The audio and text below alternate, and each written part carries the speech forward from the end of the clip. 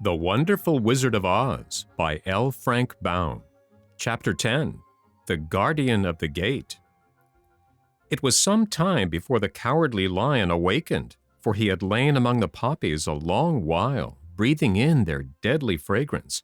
But when he did open his eyes and roll off the truck, he was very glad to find himself still alive.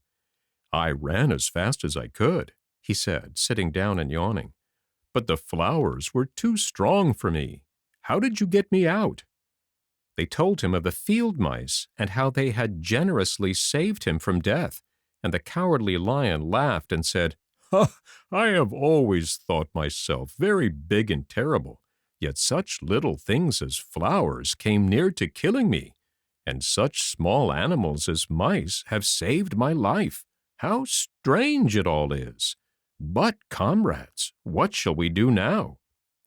"We must journey on till we find the road of yellow brick again," said Dorothy, "and then we can keep on to the Emerald City." So, the lion being fully refreshed and feeling quite himself again, they all started upon the journey, greatly enjoying the walk through the soft, fresh grass. And it was not long before they reached the road of yellow brick and turned again toward the Emerald City where the great Oz dwelt. The road was smooth and well paved now, and the country about was beautiful, so that the travelers rejoiced in leaving the forest far behind, and with it the many dangers they had met in its gloomy shades. Once more they could see fences built beside the road, but these were painted green, and when they came to a small house in which a farmer evidently lived, that also was painted green. They passed by several of these houses during the afternoon, and sometimes people came to the doors and looked at them as if they would like to ask questions, but no one came near them nor spoke to them because of the great lion, of which they were very much afraid. The people were all dressed in clothing of a lovely emerald green color and wore peaked hats like those of the Munchkins. "This must be the land of Oz," said Dorothy, "and we are surely getting near the Emerald City." "Yes," answered the Scarecrow, "everything is green here, while in the country of the Munchkins, blue was the favorite color. But the people do not seem to be as friendly as the Munchkins, and I'm afraid we shall be unable to find a place to pass the night." "I should like something to eat besides fruit," said the girl, "and I'm sure Toto is nearly starved. Let us stop at the next house and talk to the people." So when they came to a good-sized farmhouse, Dorothy walked boldly up to the door and knocked. A woman opened it just far enough to look out and said, "What do you want, child? And why is that great lion with you?" "We wish to pass the night with you, if you will allow us," answered Dorothy. "And the lion is my friend and comrade, and would not hurt you for the world." "Is he tame?" asked the woman, opening the door a little wider. "Oh, yes," said the girl, "and he's a great coward, too. He will be more afraid of you than you are of him." "Well," said the woman after thinking it over and taking another peep at the lion, "if that is the case, you may come in, and I will give you some supper and a place to sleep." So they all entered the house, where there were, besides the woman, 2 children and a man. The man had hurt his leg and was lying on the couch in a corner. They seemed greatly surprised to see so strange a company, and while the woman was busy laying the table, the man said, "Where are you all going?" "To the Emerald City," said Dorothy, "to see the great Oz."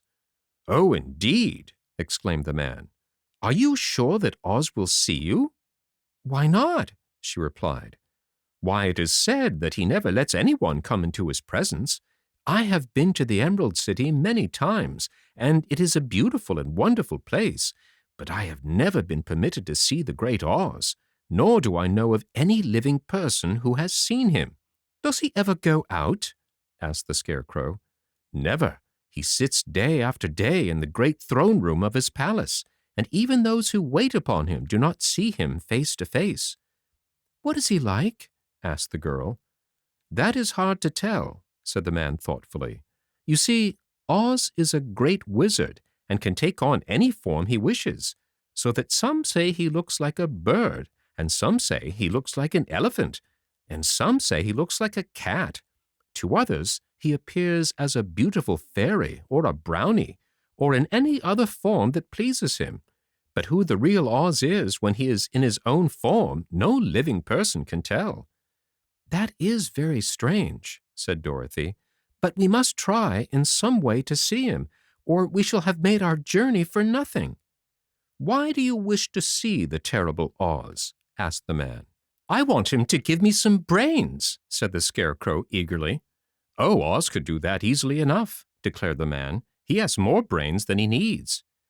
"And I want him to give me a heart," said the Tin Woodman.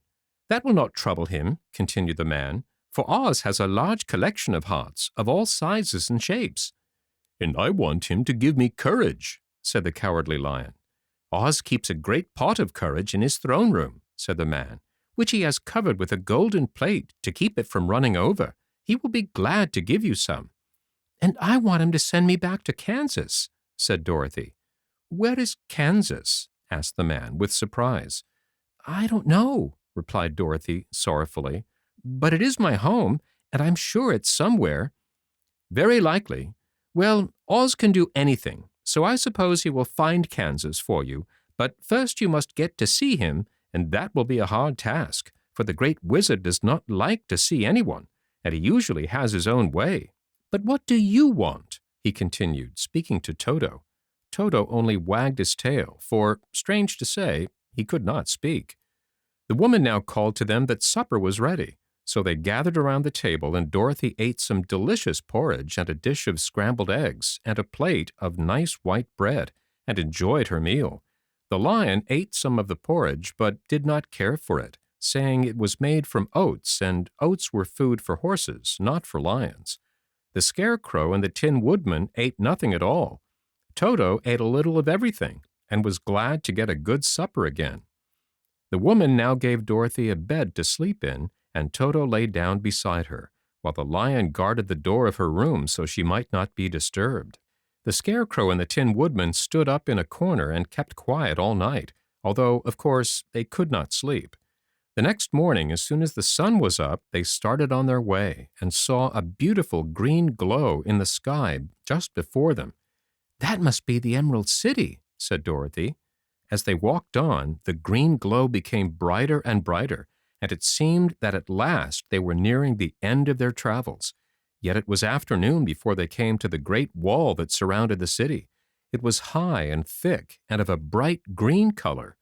In front of them, and at the end of the road of yellow brick, was a big gate, all studded with emeralds that glittered so in the sun that even the painted eyes of the Scarecrow were dazzled by their brilliancy. There was a bell beside the gate, and Dorothy pushed the button and heard a silvery tinkle sound within. Then the big gate swung slowly open, and they all passed through and found themselves in a high arched room, the walls of which glistened with countless emeralds. Before them stood a little man about the same size as the Munchkins. He was clothed all in green from his head to his feet, and even his skin was of a greenish tint. At his side was a large green box. When he saw Dorothy and her companions, the man asked, "What do you wish in the Emerald City?" "We came here to see the Great Oz," said Dorothy. The man was so surprised at this answer that he sat down to think it over. "It has been many years since anyone asked me to see Oz," he said, shaking his head in perplexity. "He is powerful and terrible, and if you come on an idle or foolish errand to bother the wise reflections of the Great Wizard, he might be angry and destroy you all in an instant." "But it is not a foolish errand, nor an idle one," replied the Scarecrow. "It is important, and we have been told that Oz is a good wizard." "So he is," said the Green Man, "and he rules the Emerald City wisely and well. But to those who are not honest, or who approach him from curiosity, he is most terrible, and few have ever dared ask to see his face. I am the guardian of the gates, and since you demand to see the Great Oz, I must take you to his palace. But first you must put on the spectacles." "Why?" asked Dorothy. "Because if you did not wear spectacles, the brightness and glory of the Emerald City would blind you.